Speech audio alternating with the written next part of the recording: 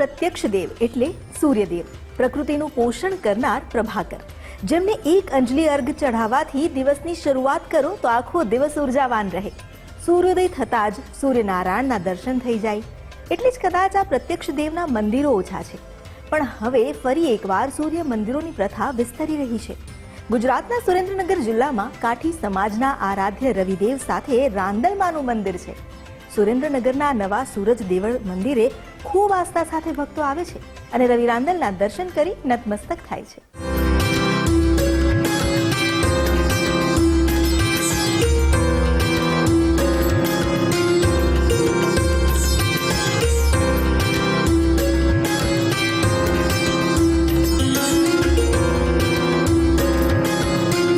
દેવળ કાઠી સમાજના આરાધ્ય દેવનું સ્થાન, જે સૂર્ય ઉપાસકો માટે બન્યું છે આસ્થાનું ધામ. થાનગઢથી 12 કિલોમીટરના અંતરે આવેલા દેવસર ગામ પાસે આવેલું છે સૂરજ દેવળ, જે ભાવિકોમાં પ્રસિદ્ધ છે નવા સૂરજ દેવળ તરીકે, જ્યાં ભક્તોને થાય છે રવિ રાંદલના દર્શન. એ વાસ્તવિકતા છે કે ભારતભરમાં સૂર્ય મંદિરો ઘણા જૂજ છે, એમાં પણ રાંદલ માતા સાથે બિરાજેલા રવિદેવના દર્શન તો તમને ભાગ્યે જ થાય. એટલે જ આ સ્થાનનું મહાત્મ્ય વધી જાય છે. સુરેન્દ્રનગરમાં સૂર્યદેવના 2 દેવળ છે, એક જૂનું અને એક આ નવું. અંદાજે 100-125 વર્ષના ઇતિહાસનો સાક્ષી રહ્યું છે આ સૂર્ય દેવાલય. લગભગ 125 વર્ષ પહેલા આ સૂર્ય દેવાલયના નિર્માણનું વિચાર બીજ રોપાયું. વિક્રમ સંવત 1981ની શ્રાવણ વદ 11 શિલાન્યાસ થયો અને ત્યારબાદ વિક્રમ સંવત 1991ની વૈશાખ સુદ 11 અહીં રવિ રાંદલની પ્રાણ પ્રતિષ્ઠા થઈ. તો આ મંદિરને સૂર્યનારાયણ ભગવાનનું જેથી આજથી 100-125 વર્ષ પહેલા બાંધવામાં આવ્યું, એ પહેલા પંચાળના દેવભૂમિ એટલે કે માંડવ ઋષિનો આશ્રમ અહીં હતો અને ત્યાર પછી ભગવાન સૂર્યનારાયણનું મંદિર બાંધવામાં આવ્યું અને ભગવાન શ્રી રાંદલ માતાજી અને સૂર્યનારાયણ ભગવાનનું સ્થાપન કરવામાં આવ્યું. કાઠી દરબાર સમાજ સૂર્યોપાસક રહ્યો છે. સૂર્યદેવને સમર્પિત કોઈ એક સ્થાન હોય તો તેમની આસ્થાને પણ એક સરનામું મળી રહે. આ જ આશય સાથે શ્રી નવા સૂરજ દેવળ મંદિરનું નિર્માણ થયું. વાત સંવત 1967ની છે, જ્યારે આજ મુદ્દે જસદણમાં દરબાર સાહેબના અધ્યક્ષ સ્થાને કાઠી દરબાર સમાજની એક બેઠક થઈ હતી, જેમાં ચોટીલાના દરબાર રાણીક બાપુએ પોતાના દેવસર ગામનો ટીંબો સૂર્યાર્પણ કર્યો. ત્યારબાદ દુધરેજ વડવાડા મંદિરના મહંત પૂજ્ય ગંગારામદાસજી બાપુના શિષ્ય પૂજ્ય ભગવાનદાસજી બાપુને કાઠી દરબારોએ વિક્રમ સંવત 1970માં નવા સૂરજ દેવળ મંદિર બાંધવાની અને સંભાળવાની જવાબદારી સોંપી.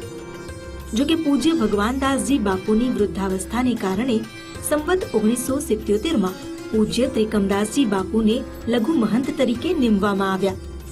ત્યારબાદ કાઠી દરબારોએ રોકડ રકમ એકત્ર કરી અને સંવત 1981માં પીઠડિયા દરબાર મોડુવાડાના કહેવાથી નવા સૂરજ દેવળ મંદિરનો શિલાન્યાસ કર્યો અને સંવત 1991માં ઉત્તુંગ શિખરબદ્ધ મંદિર બનીને તૈયાર થયું, જેમાં સૂર્યદેવ સાથે રાંદલમાની પ્રાણ પ્રતિષ્ઠા કરાઈ.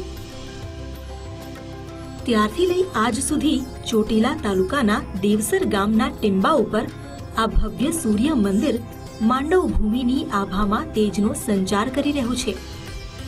માંડવ ઋષિની તપોબળથી સિંચિત ભૂમિ માંડવ ભૂમિ, જ્યાં પહેલા માંડવ ઋષિનું મૂળ તપસ્યા સ્થાન અને તેમની ઝૂંપડી હતી, ત્યાં જ હવે વિશાળ સુવિધાયુક્ત આ માળખું તૈયાર કરાયું છે.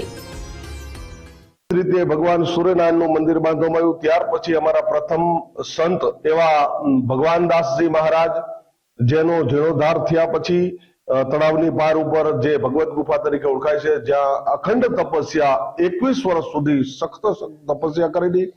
ત્યાર પછી પ્રથમ મંત તરીકે એમનું નિમણૂક થયેલું. ત્યાર પછી ત્રિકમદાસજી બાપુ થયા, ત્યાર પછી હરિવલ્લભદાસજી મહારાજ, એમ પછી એક દિવસો પ્રમાણે જેમ જેમ સંતો અને મહંતો આ મંદિરને થયા અને આ મંદિર સમસ્ત કાઠી ક્ષત્રિય સમાજના ઈષ્ટદેવ એટલે કે એમનું આસ્થાનું કેન્દ્ર છે. સૂરજ દેવળમાં આવતા તમામ લોકોને અહીં રહેવા તથા જમવાની સુવિધા મળી રહે છે. મંદિરના પટાંગણમાં જ ધર્મશાળા અને અતિથિ ગૃહની સુવિધા છે. મંદિરમાં અન્નક્ષેત્ર ચાલે છે, જ્યાં દરરોજ 700 થી 800 જેટલા બહારથી આવતા દર્શનાર્થીઓ મહાપ્રસાદ લઈ ધન્યતા અનુભવે છે. દર્શનાર્થીઓની સુવિધા જળવાય તે માટે પૂરો ખર્ચ ઉઠાવે છે કાઠી દરબાર. અહીં અન્ન ક્ષેત્રની સાથે ભગવત ગુરુ ગૌશાળા પણ છે, જ્યાં અંદાજે 120 થી વધુ ગાયોની સાર સંભાળ રાખવામાં આવે છે. આ ગૌશાળાની ગાયોનું દૂધ તેમજ છાશ અન્ન ક્ષેત્રમાં ઉપયોગમાં લઈ દર્શનાર્થીઓને પ્રસાદ તરીકે આપવામાં આવે છે. કે ભગવાન સૂર્યનારાયણની હર વર્ષે સમસ્ત કાઠી ક્ષત્રિય સમાજમાં ટેલ આવે છે અને એની ઉપરથી અન્નક્ષેત્ર અહીંયા બહુ જ મોટી સંખ્યામાં અન્નક્ષેત્ર ચાલુ છે. કાયમથી અંદાજે મારા ખ્યાલ પ્રમાણે 500 થી 700 મહેમાન આવતા હોય છે. એવું ભોજનાલયની વ્યવસ્થા છે. ત્યાર પછી વિશાળ ગૌશાળા, જે ભગવત ગૌશાળા તરીકે સૂર્યનારાયણ ભગવાનના ઈષ્ટદેવના સાનિધ્યની અંદર ગૌશાળાનું જે બાંધકામ છે, જે મોટી ગૌશાળા તરીકે ઓળખાય છે, જેનું નામ છે ભગવત ગૌશાળા. કારણ કે 100 થી 150 ની આજુબાજુની અંદર ગાયું છે, જે ગીર ગાયોની અમે સેવા કરીએ છીએ. ત્યાર પછી આવનાર તમામ યાત્રાળુઓને રહેવા માટેની, જમવા માટેની, સુવા બેસવા માટેની તમામ પણ સુવિધા આ મંદિર પૂરું પાડે છે. મંદિરના વિકાસ કાર્યો તમે બધાએ જોયા હશે, ઘણા બધા વ્યવસ્થા, બાગ બગીચા, ત્યાંની રહેવાની વ્યવસ્થા, એની સાથે સાથે ભગવત ગુરુ ગૌશાળા પણ અહીંયા આવેલી છે, જ્યાં 130 નાના મોટી ગાયો આવેલી છે અને એની સેવા કરવામાં આવે છે. એનું પ્રસાદી રૂપે દૂધ પણ યાત્રાળુઓને આપવામાં આવે છે. ચોખ્ખા દૂધની ચા અને પ્રસાદી સાંજે રાત્રિના સમયે પણ દૂધ યાત્રાળુઓને આપવામાં આવે છે. આ મંદિરમાં દર વર્ષે વૈશાખ સુદ એકમથી ચોથની બપોર સુધી ઉપવાસ પર્વ ઉજવાય છે. 3.5 દિવસના ઉપવાસ બાદ સૂર્ય સ્થાન પર વ્રતી પારણા કરે છે. શ્રી નવા સૂરજ દેવળ મંદિરે ઉપવાસ પર્વ દરમિયાન વિશ્વ શાંતિના આશય સાથે મહાયજ્ઞ અને લોક ડાયરાનું પણ આયોજન કરાય છે. ઉમદા ઉદ્દેશ્ય સાથે થતા ધાર્મિક કાર્યક્રમોથી પણ આ મંદિરની કીર્તિ વિસ્તરતી ગઈ. પ્રકૃતિનું સાનિધ્ય, સપ્તરથી પ્રભાકરનો નિવાસ અને સેવા કાર્યોની સરવાણી જે ભાવિકોને અહીં ખેંચી લાવે છે. ભાવિકોની પ્રબળ માન્યતા છે કે અહીં બિરાજમાન ભગવાન સૂર્યનારાયણ દરેકની મનોકામના પૂર્ણ કરે છે. અહીંયા આ મંદિર બહુ જૂનું હતું, અત્યારે રિનોવેશન કર્યું તો બહુ સરસ થઈ ગયું છે. અને આપણી જે કઈ મનોકામના હોય આપણે પ્રાર્થના કરીએ એટલે આપણી મનોકામના બધી સિદ્ધ થાય છે.